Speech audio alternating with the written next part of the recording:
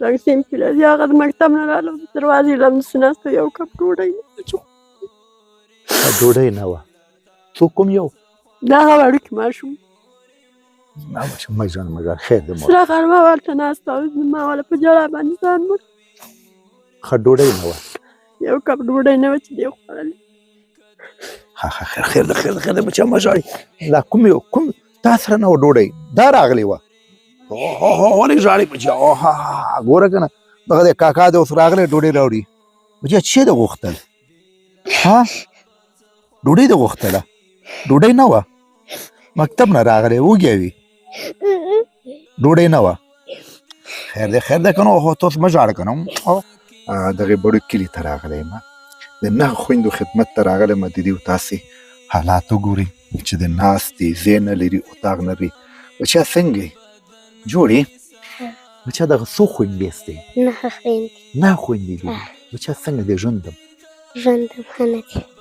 څنګه تېرېږي بچیه کله هم 4 ورځې ډوډۍ نه کله هم 3 ورځې نه بس اوبه راچلوم یوازې ځان او نور راسره څوک د ګټې وټې څوک نشته دی او یو مې پلار دی هم دغه مزدوري نشي کولی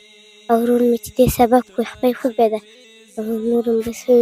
جامې راله یو بل راوړي څپلکې نشته دی سم څپلکې نه لرو او دغه وخت یې تېرېږي پلار داسې ناروغ دی ګردې تکلیف لري کار نشي کولی نه بچه دا ډوډۍ د کوم ځای نه کوئ 9 خویندې استئ چې څوک چا راباندې زړه خوږ شي راوړي ناست دي اوږې ناست استئ او دا د خویندې دي 1 2 3 4 5 6 7 8 9 خوینده ماشاءالله تا سره 9 قدرمندو دغه 9 خویندې دي د ګټې وټې هېڅوک یې نشته دغه خویندو ته یې ګورئ 9 خویندې دي مورکۍ څنګه دی ستاسې دغه ژوند حالات څوک ساعت یې تېرېږي سخت مې پخوا راځي دغه سیمپل دی هغه د مکتب نه راغله د دروازې لمس ناسته یو کپ ډوډۍ ډوډۍ نه وه څوک کوم یو دا هغه وړوکی ماشوم مه ژاړه خیر دی مور سره غرمه ورته ناسته او ما والا په ژړا باندې ځان مړ ښه ډوډۍ نه وه یو کپ ډوډۍ نه وه چې دی خوړلې خیر ده بچه مه ژاړئ دا کوم تا سره نه وه ډوډۍ دا راغلې وه ولې ژاړئ بچه ګوره که نه دغه دی کاکا دی اوس راغلی ډوډۍ راوړي بچه څه دې غوښتل ها ډوډۍ دې غوښتله ډوډۍ نه وه مکتب نه راغلی وږی وي ډوډۍ نه وه خیر دی که نه ته اوس مه ژاړه که نه اوس راغلی بچه در کوم چپ شه ښه جنۍ ته ژاړې اوس وږی یې ښه بچه اوس در کومه ښه چپ شه مه ژاړه بچه چې خیر ده مه ژاړه چې ولې ژاړې راشي ولې ژاړې ته ګوره غټه جنۍ که نه مه غواړې هلاله ولې ژاړې بچه ډوډۍ نه وه ښه وږی استئ مه ژاړئ بچه زه راغلم که نه تاسو راځئ اوس درته هر څه در کوم بچه جګ راشه مه ژاړئ بچه قدرمندو دغه 9 خویندې دي او ګټې وټې څوک نه لري او هغه پلار دی پلار هم په ناروغۍ اخته دی او دغه د دوی چپلکې دي دا ورې دغه جنکیانې دي دغه حالات دی مه ژاړه بچه که نه اوس مه ژاړه خفه کېږم بیا راشه ما سره راشه تا سره څنګه ډوډۍ نشته ته راشه تاسو کینې تم راشه بچه تم راشه مه ژاړئ راشه بچه الله راشه تم راشئ تاسو هم راشئ تاسو دواړه هم راشئ که نه الله دا دې هم خویندې دي ښه ډوډۍ خورئ راته بچه در کومه راشئ تاسې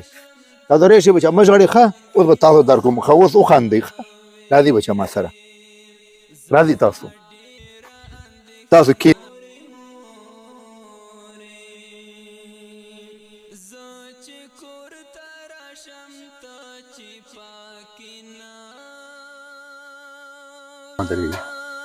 راشه دا ډوډۍ نه وه اوس بچه دا ټوله سودا ستا بس دی صحیح ده خوشحاله یې وړیم دي هر شي دا ویسه څه بچه دا وخه بچه تو چې وړي ته دا ویسه بچه څه وشي نور څه ته بچه دا ویسه امال د کیک دی بچه دا چې چیرته نه دی کور چې دی امال د کیک د هغه ماشومانو مخکې دی دا بچیا احتمال دې کېږدی ښه دا وړې شي او دا زه وړم بچیا ته واغشه ښه